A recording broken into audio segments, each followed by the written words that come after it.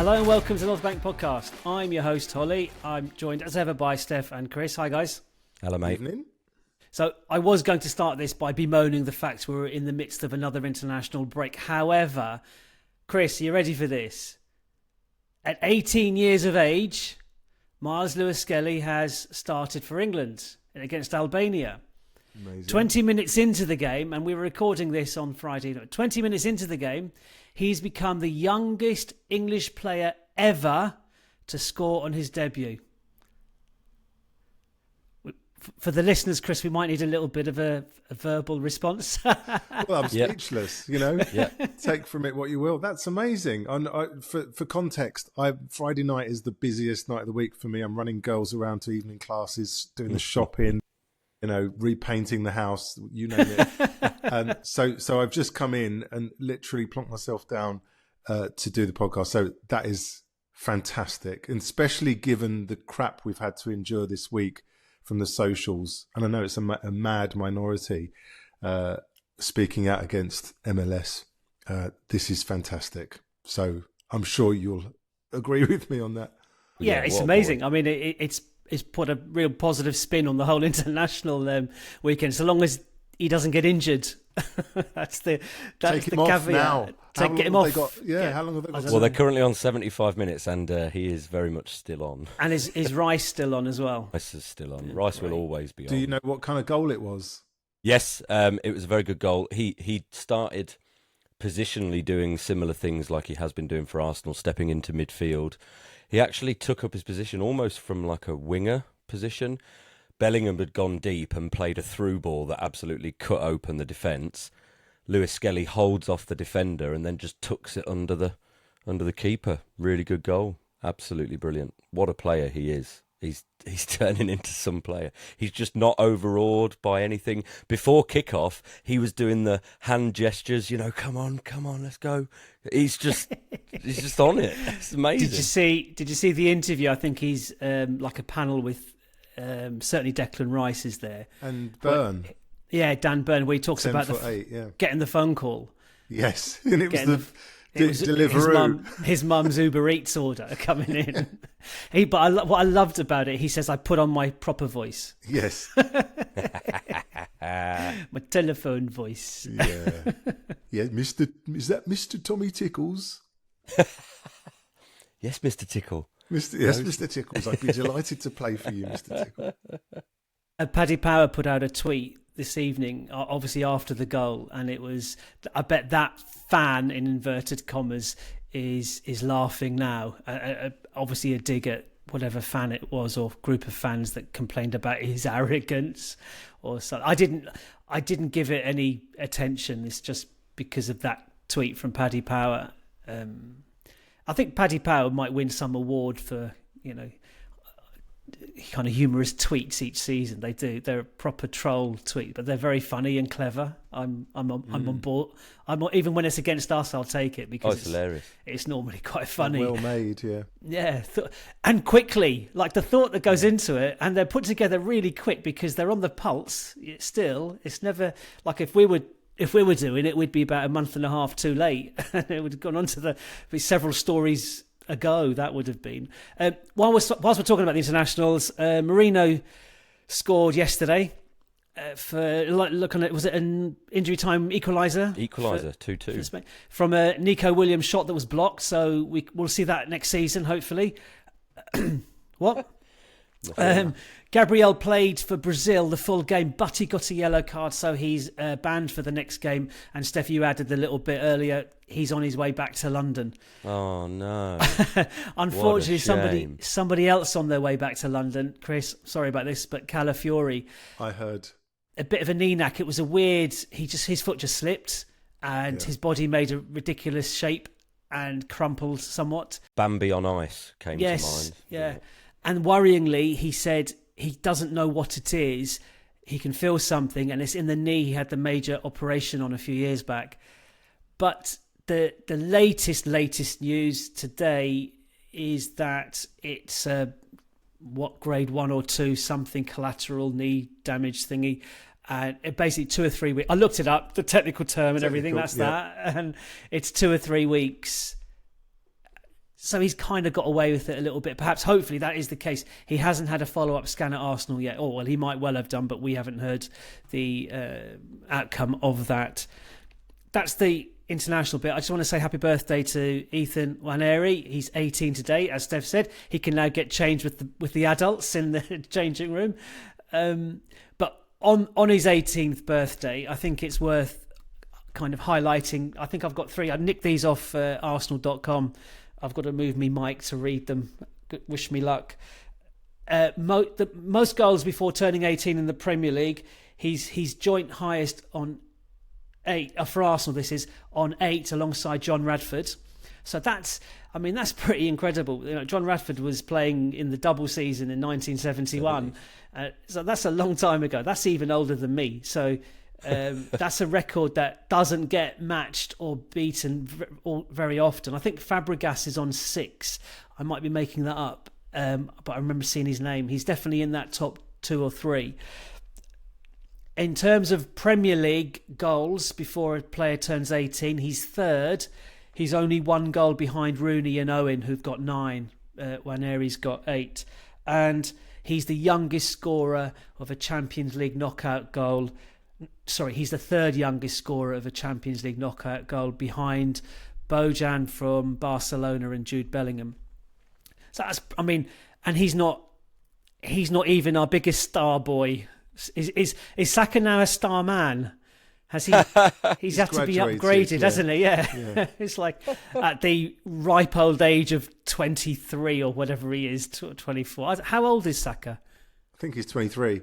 23. That's ridiculous. That lovely interview they did pitch side when I think it was Ethan and Miles, I can't remember which, but he did that kind of quite senior player shtick with them by his side. You know, it's like, yeah, I've got to take them under my wing and look after them. But you're a child yourself.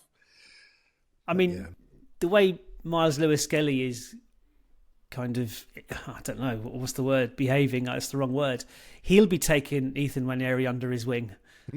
He'll be taking everyone under his wing. It's what he's just got an infectious smile and he smiles a lot, and that's great. He's enjoying himself, and at 18 that's pretty mature to be able to have that presence of mind to just to step back and appreciate where you are. Obviously surrounded by good people, keep his feet on the ground. I know his mum set up that business to help. That the arrogance thing is good as well. It's not. It's belief and believing that you're not, imposter syndrome and all that. He's grasping his opportunity, and he knows that these chances don't come along very often. And fair play. There's no such thing as a world-class player who isn't arrogant. Simple as that. It's a trait you need. You have to have that mental strength. You have to back yourself and believe in yourself. Just on that world-class player thing, either of you see the Panama last-minute winner against the United States and the reaction to the goal? I can't remember a guy's name, but I've seen a few fans from other clubs comment on this, all very positively. So what happened, Chris? Panama scored a last-minute injury time winner against the United States in America, and CBS were covering the game, and I had a little kind of makeshift platform not far off the pitch, it looked like, and behind the goal, and in the firing line. So Thierry Henry was one of the panelists, and he was sitting on a chair on this little platform just off pitch side, and they scored the goal, and they ran to him, and they jumped up onto the stage and just grabbed him, and the whole team piled in on Thierry Henry. His face was like, I don't know what's happening. But the way I've seen it, processed now today is that you don't talk about Thierry, or people don't talk about Thierry Henry in the same breath as Ronaldo and Messi as the greatest players in the world, like talent-wise, but they do talk about Henry as having the biggest impact. He's in the top 3 or 4 impact players. Look, a world-class player. The things he's, I've watched Spurs fans today saying that he's, they believe that without doubt he's the greatest player that ever grace a Premier League field. Like his skill was like he found it so easy. It was just ridiculous, and we didn't really fully appreciate it at the time as much as we loved him at the time. There was always that, he could have scored more. He could have, ridiculously, because he could have scored more, but he scored a ton load as it was. And it's just, there's a whole generation of younger players who grew up idolising Thierry Henry, who are now the goal scorers and creators and so on. And they obviously clocked that he was on the sideline, and I don't think it was planned, because they didn't plan to score a winner in the last minute, and they just piled onto him. It was brilliant. It was like just pure joy. It was untainted. It was just like, instinctive, organic. It was just lovely. Anyway, that's my international observations, because I can take or leave international football, but there's a few highlights and positives from the last couple of days, apart from Calafiori, obviously. Got quite a few playing tonight. Steph, do you know who's playing tonight, or am I thrown? I'm a bit out of touch, to be honest. I was keeping an eye on the England game, mainly for Mars Lewis-Skelly. And like you say, we're so invested in Arsenal. For us, it's a case of just trying to make sure everyone's okay. Scotland won against Greece in their... it's a playoff, isn't it, for the league states in the Nations League. I know Belgium lost 3-1, and so they're coming under a bit of criticism. The Dutch were playing... Who were the Dutch playing? Can't remember now. Spain. I think that was Spain. Oh, so that was the Spain game, wasn't it? So Timber lost, yeah. And I did see when Calafiori went down, Rudiger was the player sort of stepping over him, and I was thinking, yeah, you play for Real Madrid, so I bet you've just had a little... You've just reminded me. Have you seen the team photo for France? Yes, with Saliba next to Mbappe. I thought Mbappe was big. He looks like a boy, schoolboy. But Saliba's doing it deliberately. He's like chest out, shoulders back, head up. He's massive. Love him. Like Mbappe looks like a child next to him, and Saliba's just smiling. Like he knows exactly what he's at. It's brilliant to see. And can I just say, Republic of Ireland won 1-0. I have no idea who scored, because I just didn't recognise their name. But they won 1-0, so come on, the boys in green. Anyway, this doesn't happen all that often. It's a player who plays for Middlesbrough and a player who plays for Watford set him up. So unfortunately, I think that's the level at the moment. Anyway, Ferguson. We want Ferguson back and firing. Okay, so look, international break. We've got no Arsenal to talk about, which is not necessarily a bad thing at the moment. At times. So we put a little, or actually, Steph, you did. You put a little shout out on social media for some questions, and we've got 5 corking questions to go through. So I'll get on with that. And apologies in advance if I've mispronounced anybody's name or handle or misrepresented where we got the question from. So starting off with, and it's no particular order, starting off with AJ, whose handle is at Paddy's Pants, and he's on Twitter. And Steph, you can jump in and correct me with the wording here, because I am attempting to read my own writing. And his question is, it's about the low block. Basically, kind of paraphrasing, do you think Arteta needs to find another solution when coming up against the low block? Have I got that right? Yeah, that's basically it, yeah. Okay. What do we need to do differently? Do we need to do something differently? So I've written down my answer. Yes. Next question. I have expanded upon that, but Good. But Steph, yeah, we've had this. It's a conversation that we've had several times in the last few weeks. It's unavoidable. I think was he the same? Was that the same question that said that like this was a problem from before the injuries? Because if it was, that we've said something like that. Yeah. We've commented on that as well. We don't necessarily put this down to a personnel thing or the personnel that we have currently, perhaps that way. So, Steph, what's your kind of take on that? I also said yes, and then expanded on it with the different ways that we can do that. So I think you just touched upon it there, that one way we could maybe tackle a low block differently would be to look at the personnel. So that will probably lend itself to recruitment in the summer. Whether that is, and it's interesting that the longer things go on, the more I'm inclined to think about the creativity that we have behind. Yes, a finisher, a striker, or at least certainly striking options, because Havertz leading the line isn't necessarily ideal, as good as he is, and Mikel Merino, as well as he's doing now, he's bagging them for Spain as well, is not great. But actually, yeah, that creativity behind the front line. You know, someone who does what Odegaard does, but on the left. Someone who does what Saka does, but on the left. You know, just to give a little bit more of a balance. Something I'm going to mention later is about having different points of attack. Because if you attack from different angles and can, well, in a more potent way, well, that will pull defences apart and hopefully create the gaps that we're not necessarily finding at the moment. Because like before, when Saka was fit, teams would just double up on him because he's the biggest threat. Now that Saka's not there, it's all about just that width of the penalty area, keep it tight, and they'll keep us out. The other thing that I've made a note on here is about speed of transition. There's so many occasions when I look at what we do where we turn over the ball, and rather than try and exploit any space that's been given up by the opposition team, we'll do that control thing, a backwards pass, a sideways pass, so they get in position.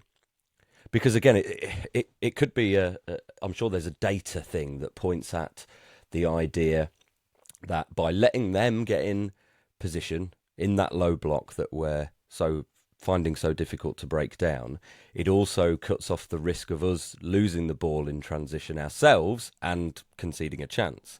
Well, like you said in a recent pod, we are actually conceding a number of chances this year. It's not like we're not conceding a huge amount of XG, but we are still conceding chances. So if we do turn over the ball and can break quickly, do it. And that's going to require maybe another personnel thing, speed. I called for it. I can't remember what game it was, but there was a game we had recently where I was just crying out for some speed in the game, because it turns out, even Saka doesn't play with huge amounts of speed. He's clever. He's got guile. He's got speed of thought. Yeah. Speed of thought. Yes, absolutely. Yeah. And he's strong as well. That's often sort of overlooked with Saka. Whereas Martinelli is the out and out kind of runner, I suppose. It's probably why we've kind of jumped on Martinelli coming back into the team, because he has that pace and it's evident straight away. Yeah. Sorry, Chris.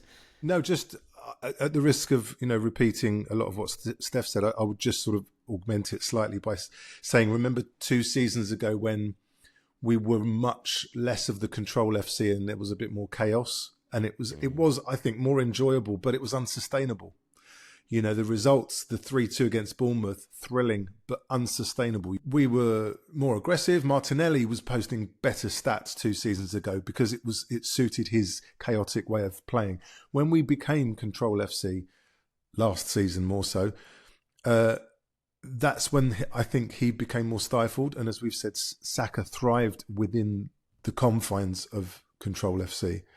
We've gone too far the other way, haven't we? Potentially. And from chaos to control. And I've been banging on about this thing of allowing teams to reset. And it's partly because of maybe we don't have the pace to exploit it. But I do believe it's a thing of, well, no, if you let them get back a bit, then there's less chance of you being countered on if you lose the ball with all their men still, half their men still in your half. So I think that's the logic behind it, but it's still incredibly frustrating to watch. And it's fine when we're playing City and we want to play that chess like we did last season when we were all there chin scratching going, what's going on here? But ultimately it worked.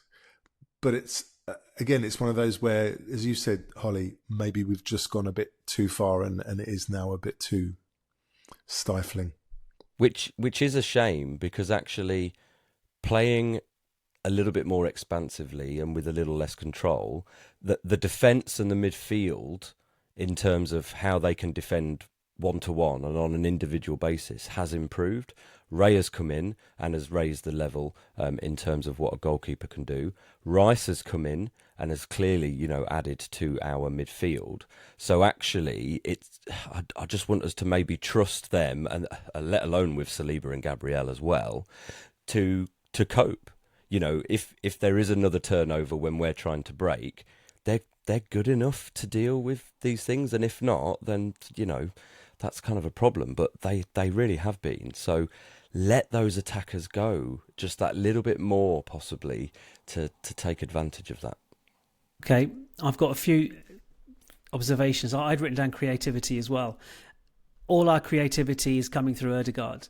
That's a lot of pressure on his shoulders, and he hasn't had a particularly productive, by his own standards and by his own admission, he accepts he hasn't been playing particularly well. So then what? You know, we're kind of, okay, that's not working. That's why we've become set piece FC at times, because that's our creativity, and that is creative as well. I'm not saying it's not. Like, a goal's a goal. However you come about those goals is creative in its own sense.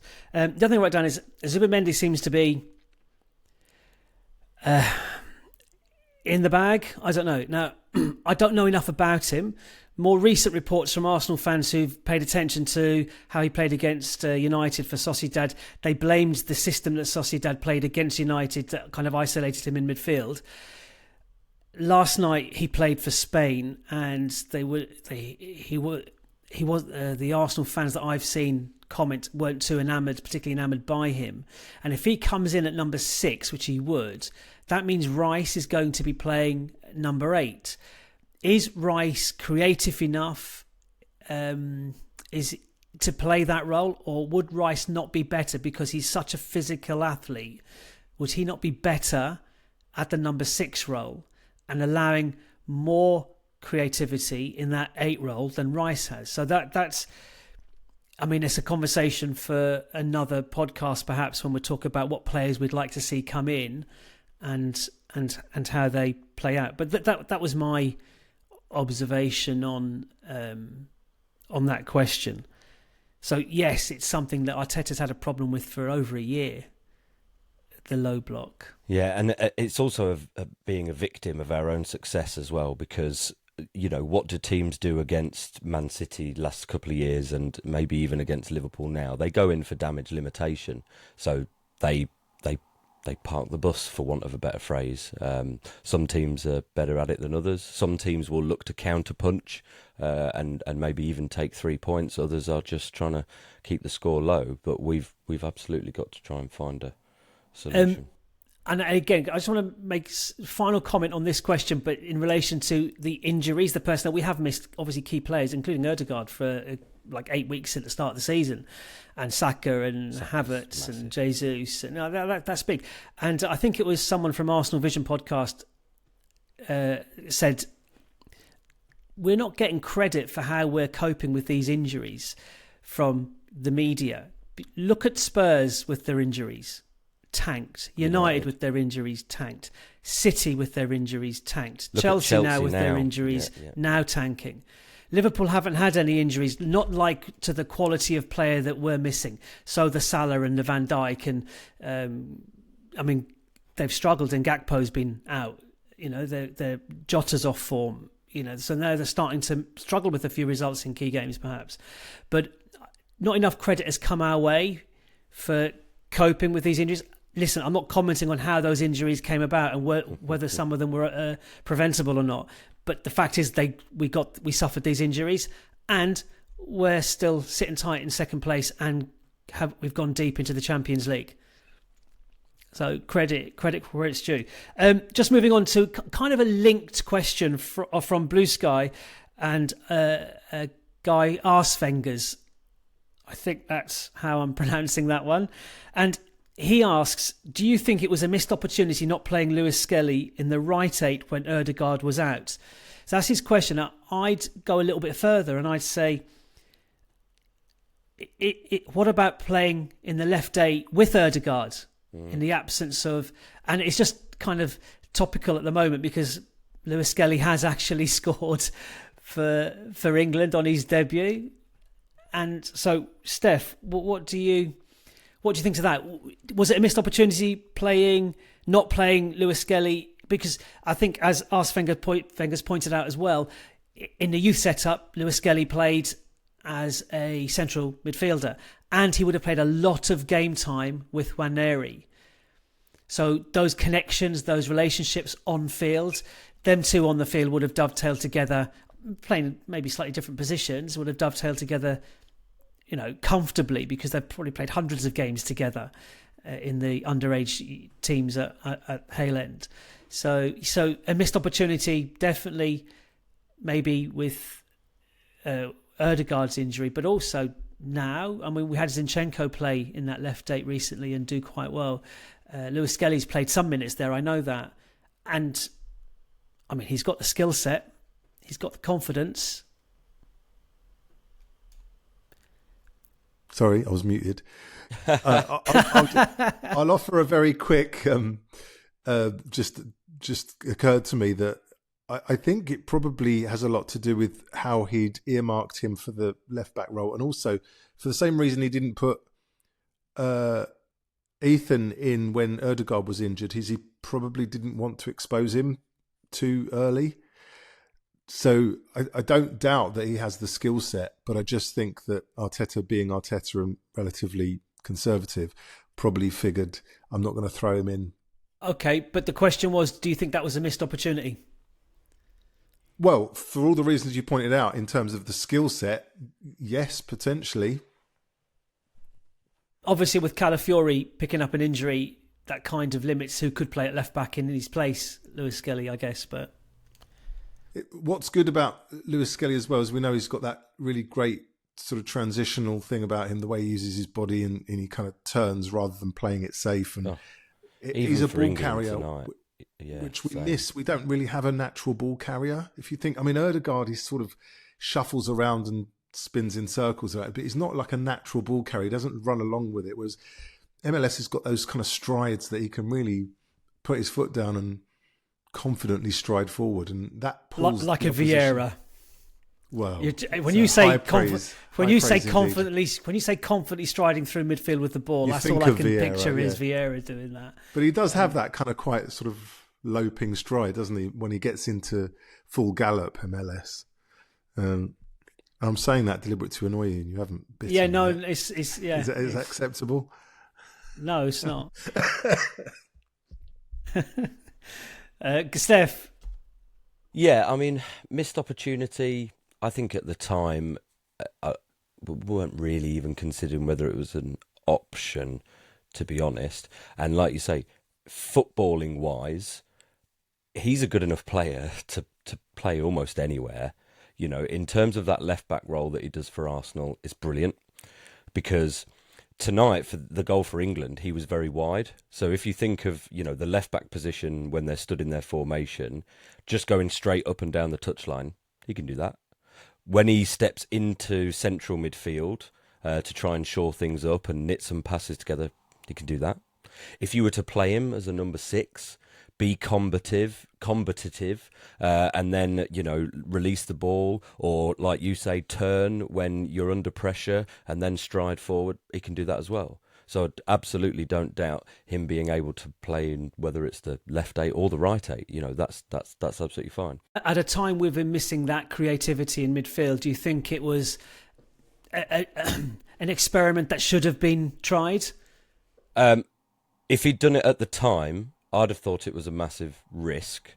And I think there's also almost like the safeguarding issue of, like you say, maybe the reason even Nwaneri was held back was because those kids would have been under a tremendous spotlight and pressure to fulfill that. And of course we needed something, but there were more senior players with experience that perhaps should have What if he'd produced? Well, like Nwaneri's a year younger. Nwaneri's a year younger than him. Look what he has produced, and he has produced. So I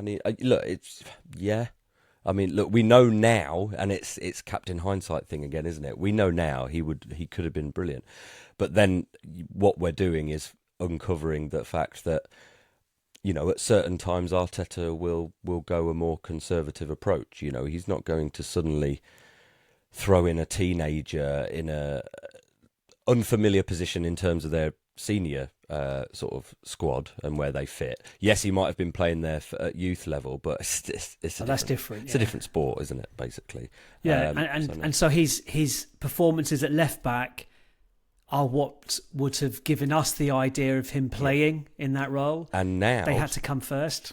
Calafiori injured. Think about the games coming up: Fulham, Everton, and the home and away legs against Real Madrid. And Lewis Skelly is arguably our best left back. Oh, yeah, he's England's best left back. I've just looked. He came off on 90 minutes. Great. Rice also came off on 82 minutes for Jordan Henderson. Let's not talk about why he's in the squad. Magic and tricks. Kyle Walker started, but anyway. Right. Have we addressed that one? I think so. Yeah. So I think yes, but as you say, maybe with a bit of hindsight in there as well. And from Arteta's perspective, he could have hoped Lewis Skelly would have done as well as he did, but that was hope. He had to play him at left back to find out that he could actually mix it with the best. And from that point, then you maybe look to see what he could offer in midfield again, knowing he can cope with it. And don't forget, he does invert really well into midfield effectively anyway, especially when we're bossing possession. So it has been a great audition for him for that. Can I ask, Steph, since we're talking about Lewis Skelly, how did he celebrate? He didn't do the Buddha. No, not at all. It was just a did he do like standard. James Maddison or something? Yeah, did he throw a dart? No, I think he just enjoyed the moment. There was no sense of him trying to, annoy the Albanians, for example. Okay, question number 3, and this comes from Arsenal Fanatics News from Twitter at Arsenal23Wenger. And I like this one. Does Arteta use the Fulham and Everton games as a build-up to the Madrid games, like testing out his tactics, risking giving away how he's going to play against Madrid? Or does he rotate for those 2 games and then go with what he's planning for Madrid anyway? And I will just caveat this. I know, Steph, speaking before we start recording, you'd heard this as well. Clive Palmer has suggested that Arteta did that for the Chelsea game as well. And I didn't look into the tactics or the specifics behind that, but I do recall Arteta's, in his post-match interview, one of the things he did say was he was eulogising about the Chelsea attack, saying they're the best attack in the Premier League. And I was like scratching my head thinking, no, they're not. And half of them were missing on that day we played. Well, them anyway. all of them were missing. If you think about the three of them, but I think he was saying it with Madrid in mind, because we are going to come up against the best attack in the Premier League in the Madrid lineup. You know, in the world.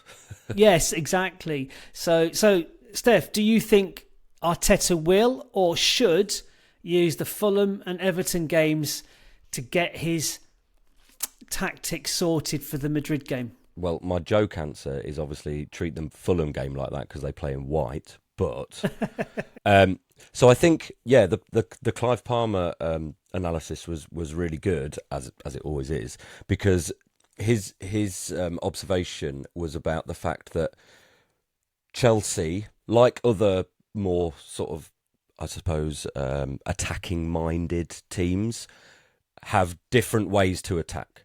You know, they're not one-dimensional in the way that they approach it. So, for example, looking at us, I mean, I could say some disparaging things about other clubs, but I'm not going to do that. When Saka was fit and firing, opposition teams would double up on him. So they had a defensive strategy to try and basically shut out Saka, because they knew that the drop-off in quality, whether it was chance creation or finishing elsewhere on the pitch, wasn't as high. Well, Real Madrid, left, right, middle, players interchanging position, doesn't matter. Like, they will come at it from all angles. So as a defence, you've got to be able to, pivot where that sudden attack is going to come from and be ready at all times in order to do that. Now, Chelsea are a much, obviously, lesser version of that, but they are still trying that out. Whether they are pushing their wingers on to put crosses in, whether they're trying to interplay through the middle. They have different points of attack. Probably slightly stymied by the fact they did have those injuries. Cole Palmer is a much more, what's the word I'm thinking of? Mercurial player. Maverick player who, would be Real Madrid-esque. I don't know if that's overselling it a little bit, but he's a very talented sort of chance creator.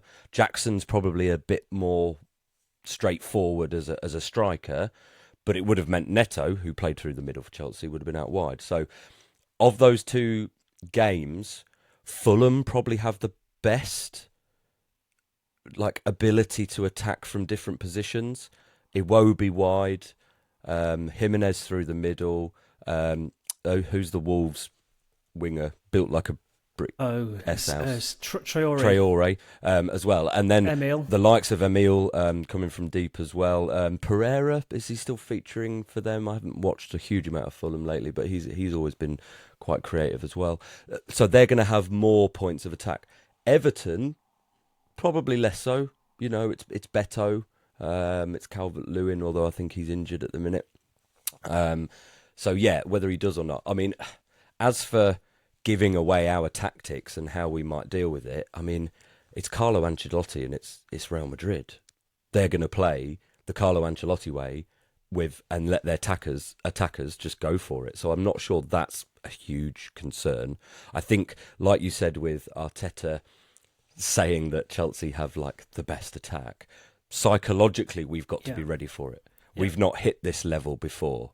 We got to the quarterfinals against Bayern last year, but without wanting to offend, Bayern are not Real Madrid. They've got a slightly different aura about them. They've got an aura about them. We lost to them, but I'm pretty sure we were favourites in that game because Bayern were really struggling in the Bundesliga, weren't they? Yes, they were, but we're definitely not the favourites in this tie, which is fine. We're happy to play the underdog role. Yeah. So I think the Fulham maybe you could certainly treat it that way, but Everton, I'm not so sure that will be, and the context will be so different. Fulham, I believe it's an evening game. It's under the lights. The 1st of April, isn't it? No joke. That midweek, absolutely, very good. Whereas Everton, lunchtime kickoff on a Saturday. Just psychologically, that's going to be a different kettle of fish. And again, their last game against us at Goodison Park and Arteta, and I think they'd like to do us over. Well, they would anyway, but I think they'll be up for it. Chris.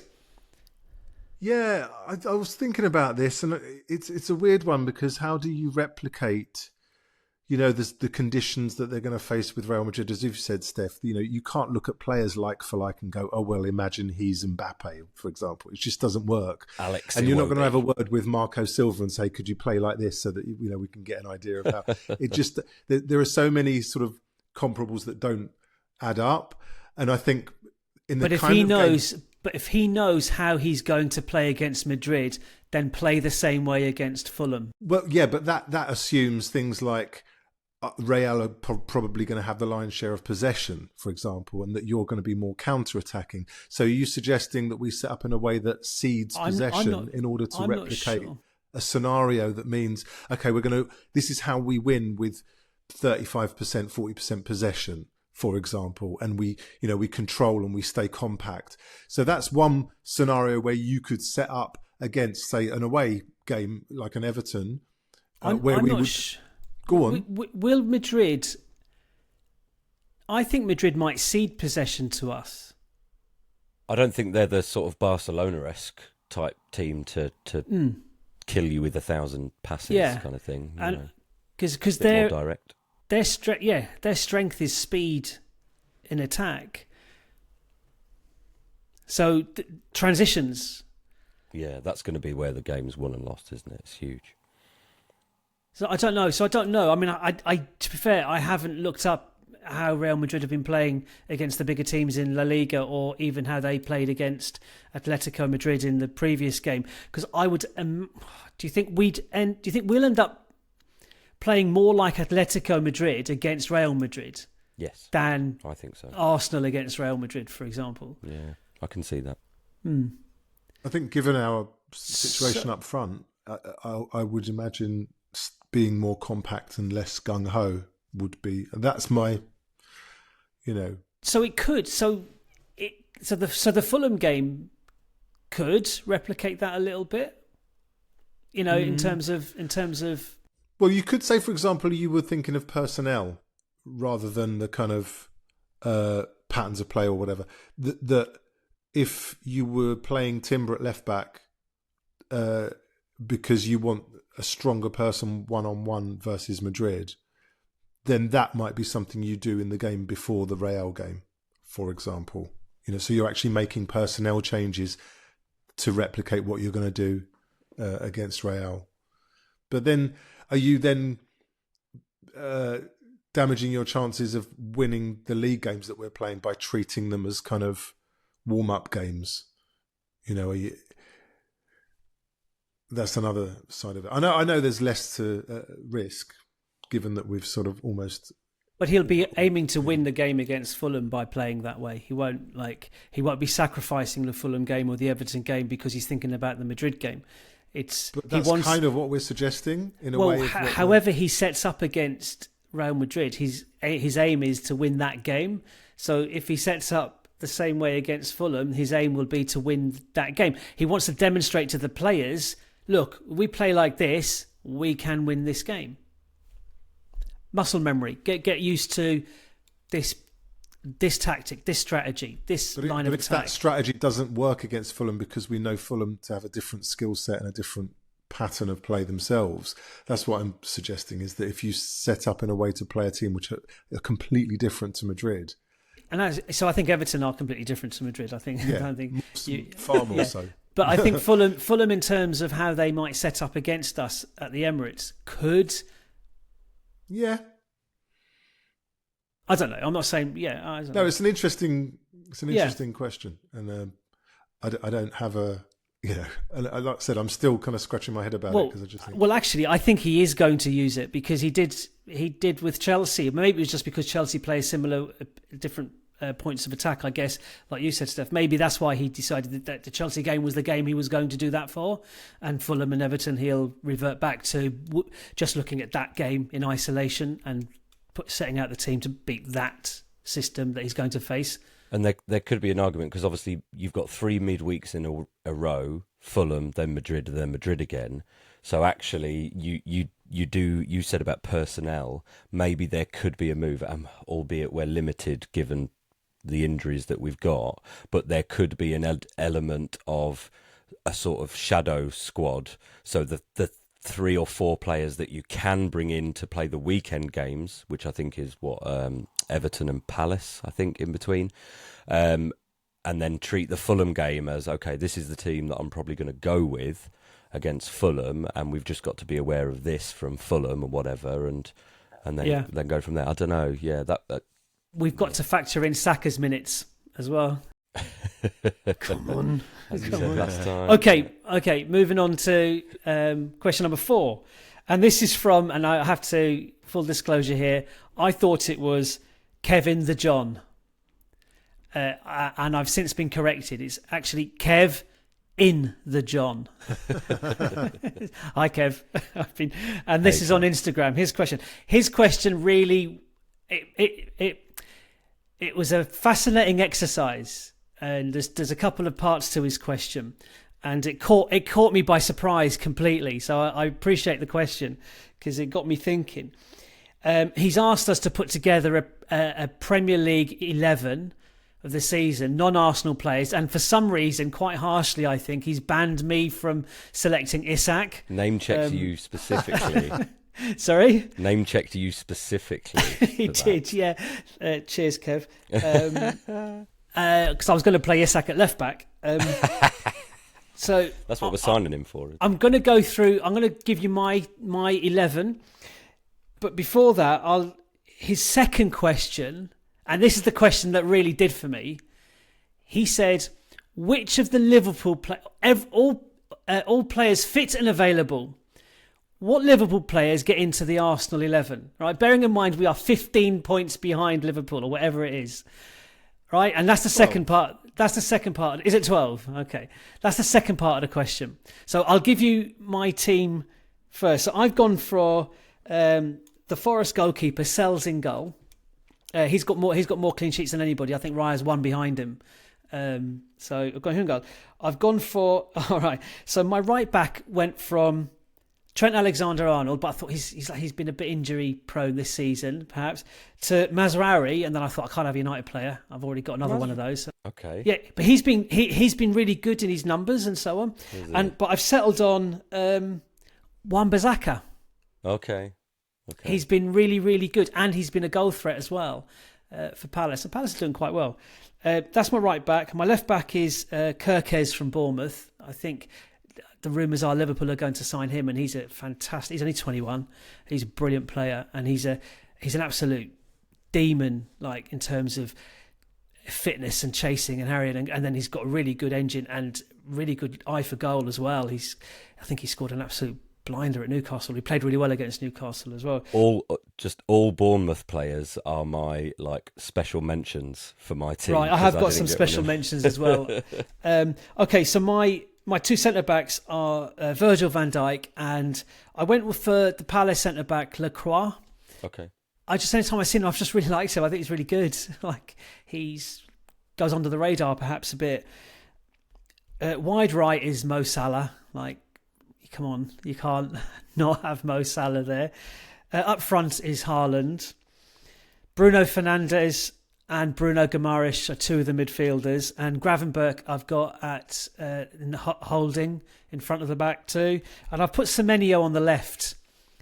And with he's right-footed, but I've put him on the left. He can play across the front three. He scored 7, 4 assists, and he's got 9 yellow cards. I think that's what got the vote for me. A bit of spike about him as well, Tasty. like that. Yeah, and honourable mentions for Rodgers, Eze, and Morgan Gibbs-White. So that's I put a lot of thought into that. I used Google as well and everything. Steph, have you got your Premier League 11 non-Arsenal players? I've got a lot of similar ones. So I've got Sells in goal for Forest. I've gone probably a bit Forest heavy, and I probably should have referenced Bournemouth a bit more. And I've also taken some licence with positions. I have got Trent at right back. I've got Milenkovic, the centre back for Forest, because it's just a unit. He's like their version of Gabriel for us. Van Dijk as well. Hard to look past him. I've gone Gvardiol as left back for City. Fair enough. Yeah.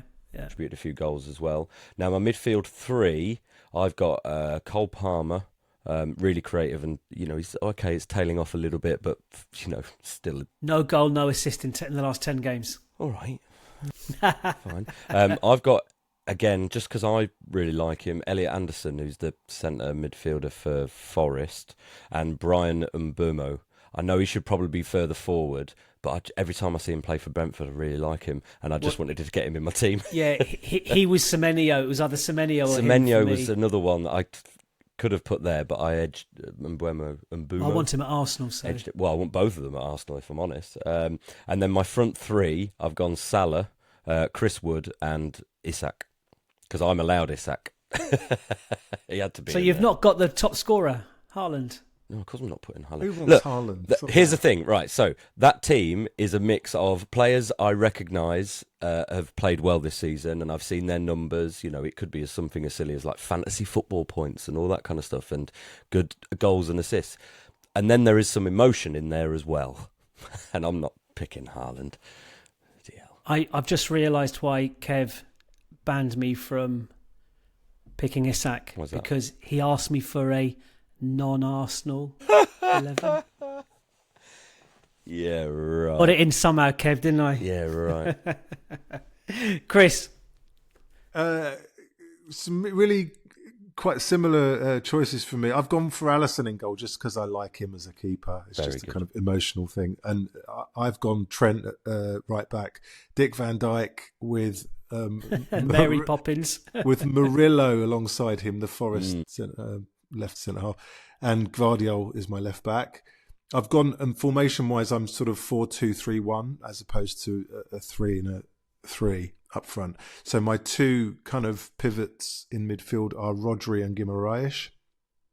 And then my 3. Hang on. Rodri, you can't have Rodri. He hasn't played this season. He's only played about 5 hold games. on, I thought this was injuries. Not with No. That's the combined. That's the combined Arsenal and Liverpool team. Liverpool one. But that's Rodri's City anyway. But no, it's the players of the season. The best. So I'm not allowed Rodri. Well, he only played. You could about have Rodri 6 if you games. like, but he played about 4 games. Yeah. Okay. Well, let's just assume, being as I've only just got in, that I didn't know that. So, and then my 3, I've got Semenyo, Palmer, and Salah as my kind of 3 in front of the spearhead, who is Isaac. Oh, fair enough. Listen, if I was allowed to, if I was allowed to pick Isak, but again, he's an Arsenal player, so I couldn't do it.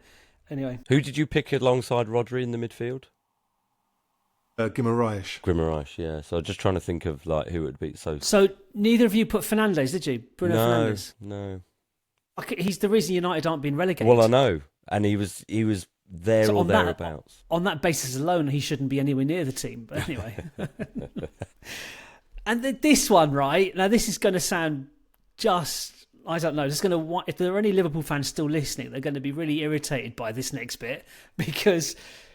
So, which Liverpool players get into an Arsenal 11?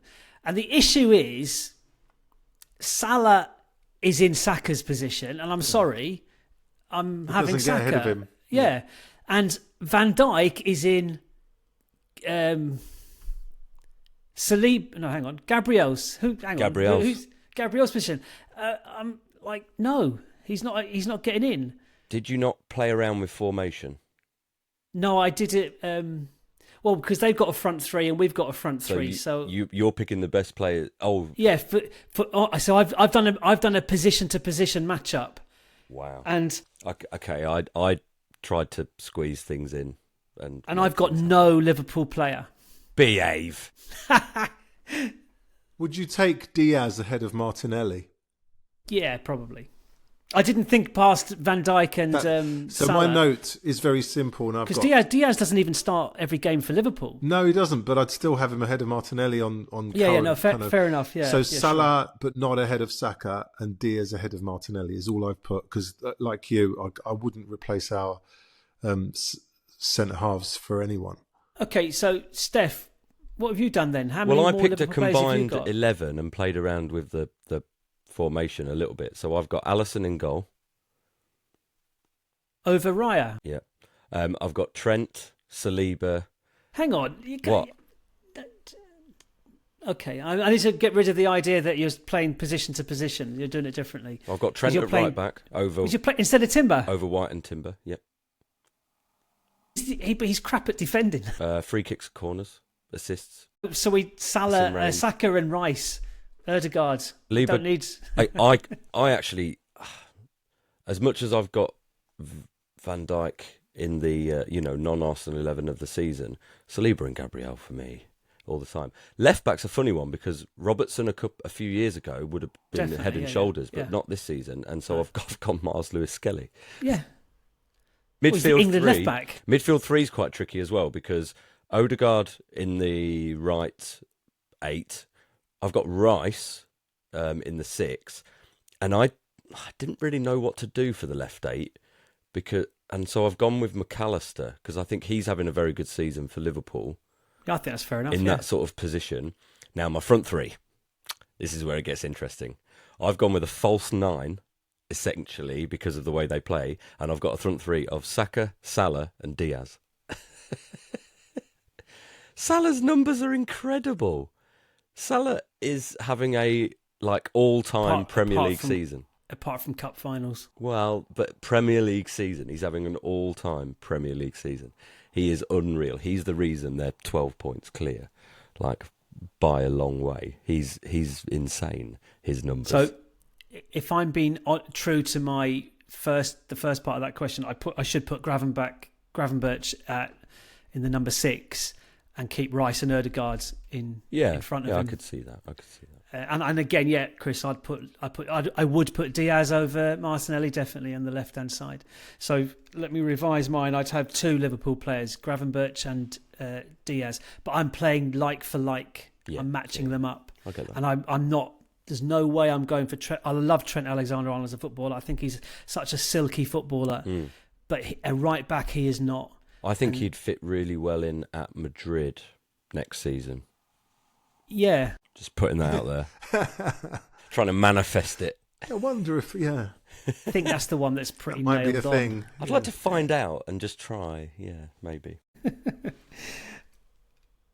Right, well, have we done that? We've done those two parts of that. There was a supplementary question, wasn't there? That was it. It was which Liverpool player gets into... Yeah, that's it. Which Liverpool players get into the Arsenal team? Does it the show Arsenal a lack 11? of quality or a psychological barrier or something? Well, yeah, because I think he's assumed that we're not putting many Liverpool players in, and so then he's thinking, well, why aren't we top of the league? Whole host of reasons. Injuries and Salah. Yeah. Red cards. got. Yeah. So, okay, we're on to the final question. This is from our mate Tabs at the Grove, and this came via Threads. I've got to read the question now. Two questions actually. Now this is about the summer business, and I've seen this question do the rounds a bit. All right, do we go for?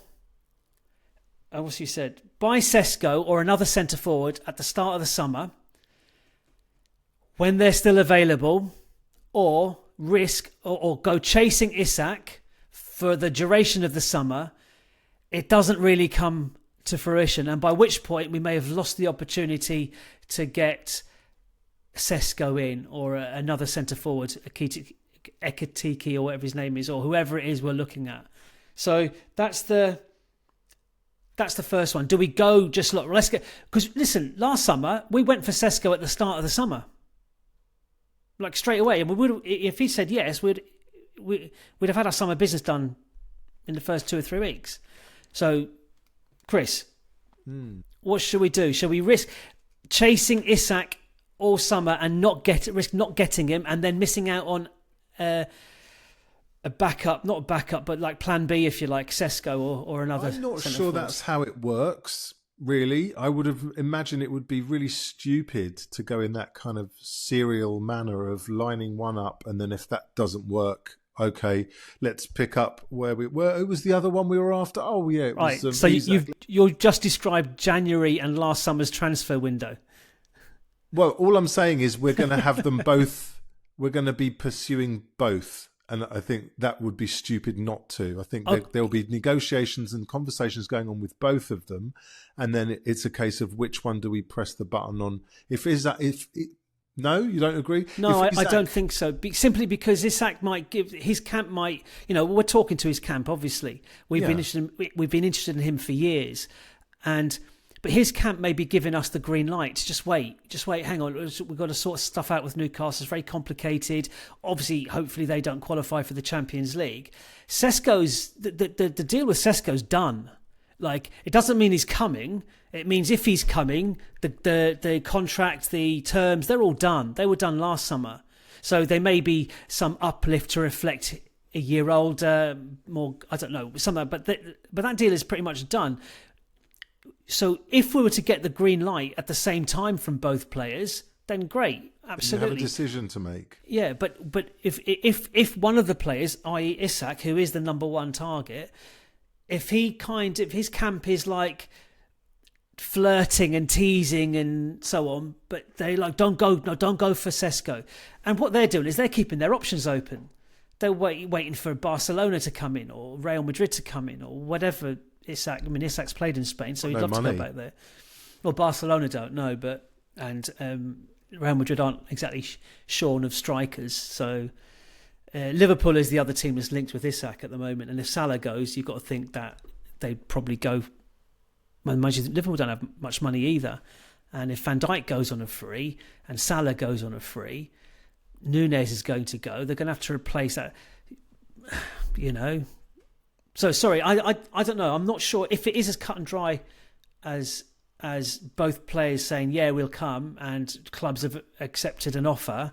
Then it's an easy decision. We just get Isak in straight away. But yeah, all I'm saying is I don't think it's as kind of clean cut as a sort of you're starting from a kind of cold position on either of them.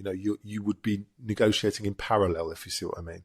And then if your first choice is Isak and it looks unlikely, then you pivot very quickly back to the Sesko option. What about this?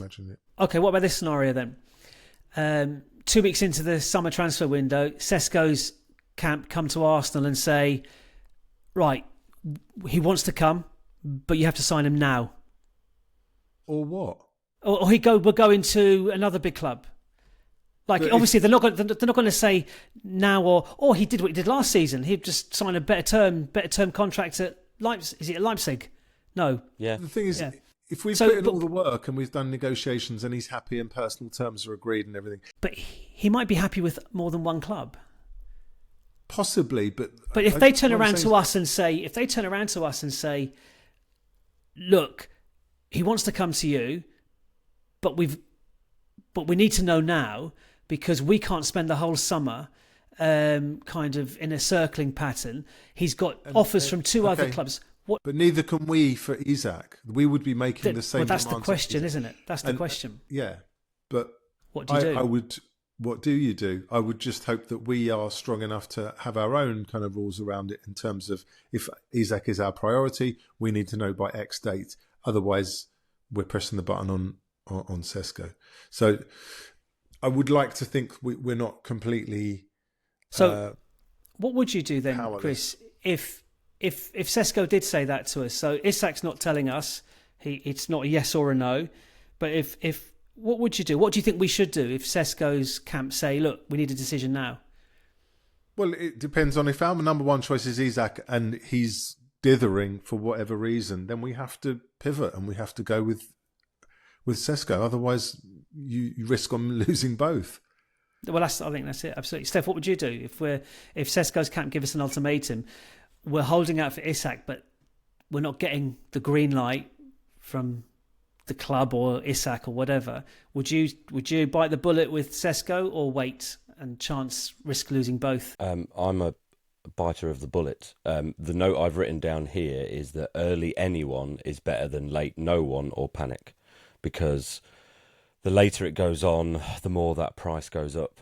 And so, yeah, if the Sesko deal is more primed, as it were, then and that can be made to happen, go for it. Did also then think about the other scenario about the possibility of both.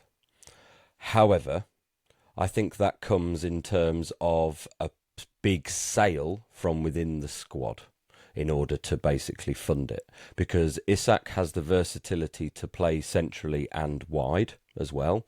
So that could be another solution to the left. Can you imagine a front three of Saka, Sesko and Isak? Yeah. And this is the thing.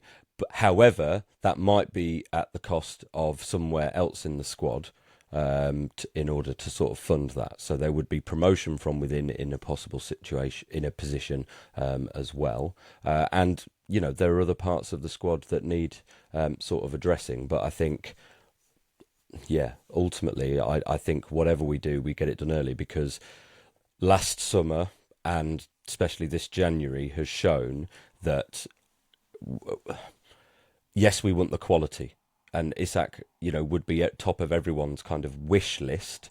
But the problem, you know, wishes get you nothing in football. It's what deal you can get done and over the line. And like you say, Chris, there'll be conversations going on now, but everyone will know the likelihood of things being sort of a potential to happen. And yeah, we shall see. Because the club also have an out. If we go and buy Sesko for, what would it be, 60, 70 million?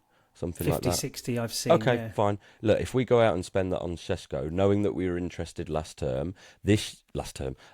year, this season, people have seen enough of him to not be completely put off. He's done okay, although in a fairly struggling sort of Leipzig side, especially in the Champions League. But everyone can still see the potential in him. Then, let's say Isak does end up going to Liverpool for X amount of money. Arsenal can say, well, we didn't have that much, because he's bound to go for more than that. And there's also a chance that Newcastle get one of the Champions League spots and end up keeping Isak anyway. So there's too many strange factors there. I'm just a fan of whatever we can do, get it done early, and build your team from there. Well, there's an argument to say that going for Sesko anyway is the better option because it allows us to invest elsewhere. So a Nico Williams as well. Well, just getting Zubimendi a creative, creative midfielder as well. Better squad building. Not fear we need a backup goalkeeper. We need a left back. We're in a position now, I feel, where we don't have time to bed players in as much maybe as we did 2 seasons ago, and that someone as plug and play as Isak. He's the number one choice, of course. By a country mile, I would say. But I take Sesko, but the risk there is that he takes a season or 2 to bed in and to get used to the Premier League, and by which time we may see the team breaking up. That is my fear. So let me throw this one at you, Chris, and it kind of follows on from what Steph has said, but also it's Tab's second part of his question. Mm-hmm. There's rumours in the last few days of Saudi coming in for Gabriel again. Now, we know that was a real thing at the start of last season. Would you sacrifice Gabriel? Now, let me just say that Arsenal I've read a report somewhere, I can't remember where it was today, but I was looking, on the basis of this question, I was looking to see what kind of figure, what kind of fee, well, Tabs asks, for a price for Gabriel. What price would be worth it for us to sell Gabriel? So I looked to see what kind of price Arsenal were setting in the back channels, and the number I've come up with, nothing less than 100 million for Gabriel. That's the figure, and we're making the most expensive centre-back in the world. He would treble his salary comfortably by going to Saudi. We need to renegotiate his contracts and double his money because he was one of the first to renew in that spate, and so his salary is less than the others who renewed, and he's just as important as Saka and Saliba, the other two kind of comparables, really. Arguably our player of the season. Oh, no doubt. Absolutely. Absolutely. So to fund £150 million for Isak, and we know my views on him as the player, and I would have him all day long, pay the money, I don't care.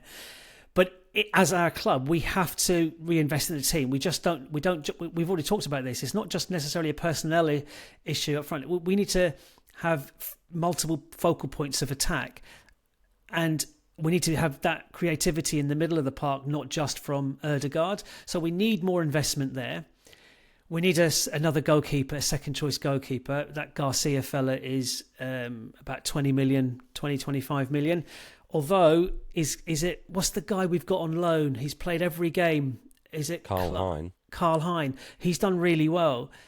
He's done really well. He's probably one of our best loanees.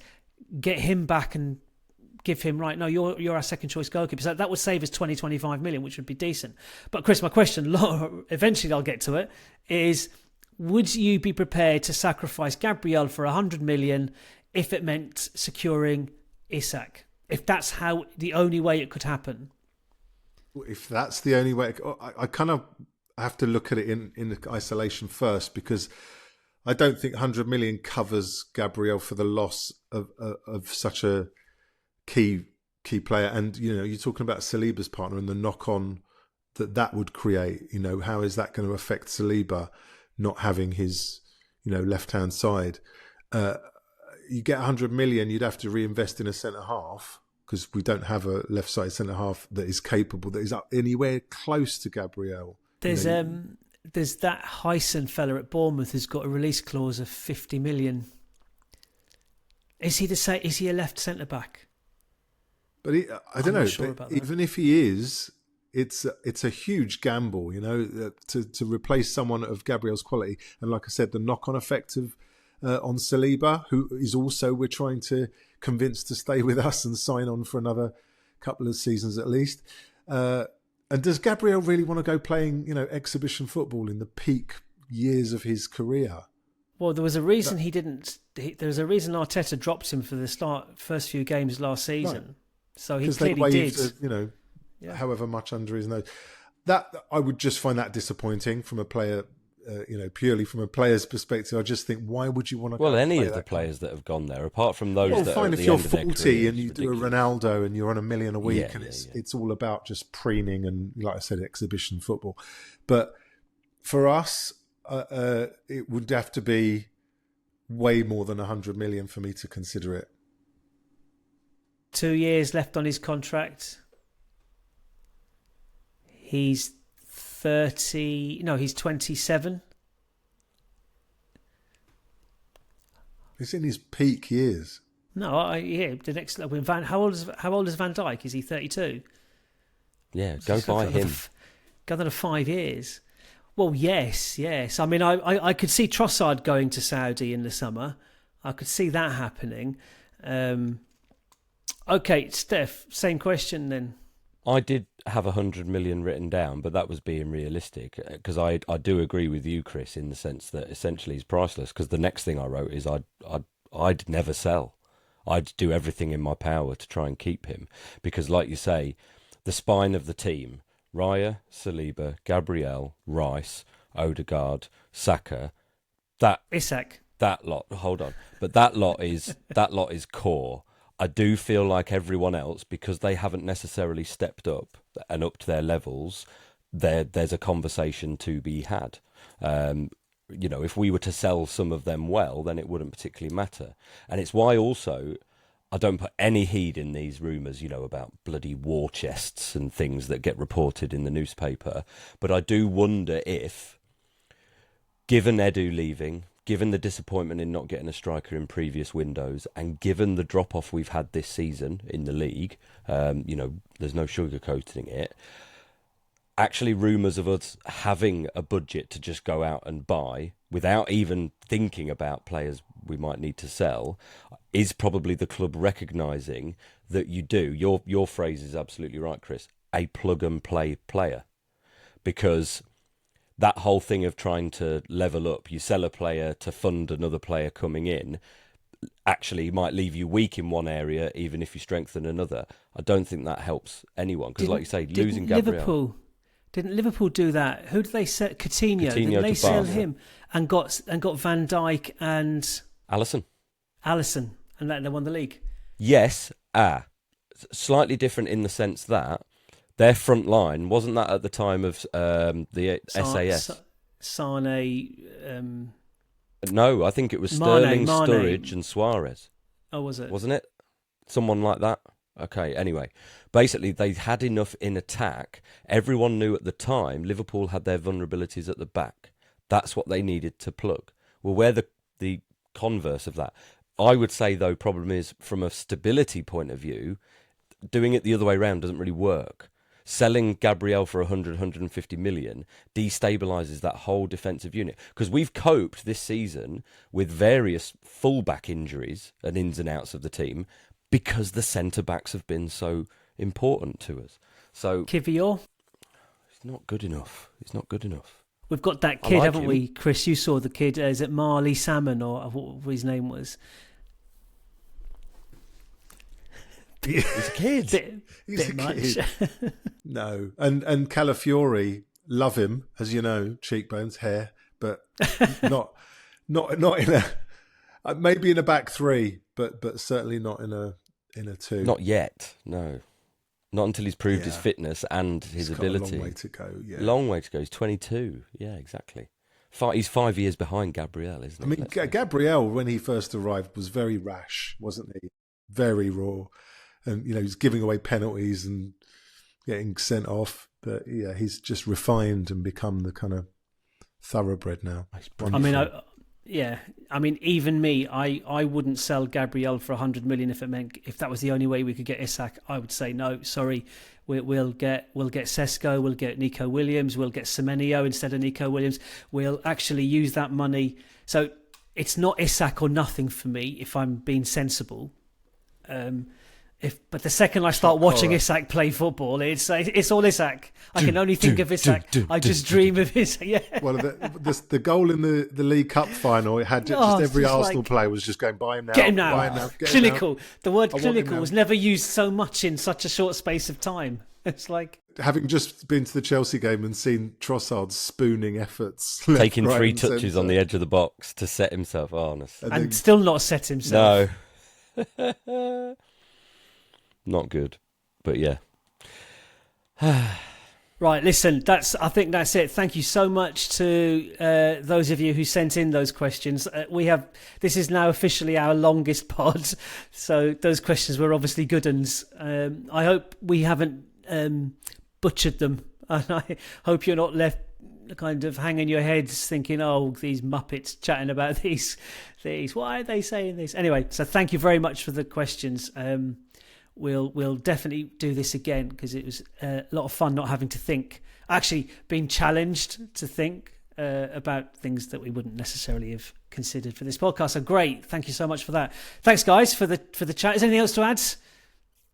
Well, I mean, only Yes. because it's been in the news recently, and they played the other day. So Arsenal have already played Madrid in the Women's Champions League, and the big controversy was the state of the pitch. I mean, there are better non-league pitches in Britain than what they were playing on there, which was a bit of a travesty. So fingers crossed we smash them on the return game at the Emirates, presumably, because they're playing at the Emirates this Saturday against Liverpool, tea time. So why they couldn't play in the Bernabeu, well, I was going to say there's no reason for it, but there probably is. Yeah. Well, it's when you look at the quality of the Bernabeu for the men's team, and then you Hackney Marshes have better pitches than the Real Madrid women's team played on. We did lose the game 2-0, and I think the pitch was blamed for the first goal, certainly. The return leg is on the 26th, so that's next Wednesday. Yes. 2-0 down. Stranger things have happened. Yeah, it's not insurmountable. Get an early goal. Early goal. Good luck to him. Hang on, no, keep it tight. 0-0 half time. Score in the 52nd minute. Is that right? Yeah. Well, George Graham's tactics were to win the game 3-0, not 2-0. Yeah. So that's what Arsenal need to do. Win 3-0. Easy. Right, okay. Brilliant. I'm knackered. So bedtime, I think. We'll meet up again for another international podcast at some point in the next 4 or 5 days, so look out for that. Thank you very much for listening and or watching, and we'll see you next time. Cheerio, take care, bye bye. See ya. Bye. The North Bank, an Arsenal podcast. Subscribe, rate and review on your app, and find us on Twitter, Instagram and TikTok at NorthBankPod. Email hello@thenorthbankafc.com and check out our website, thenorthbankafc.com. Produced by The Podcast Company.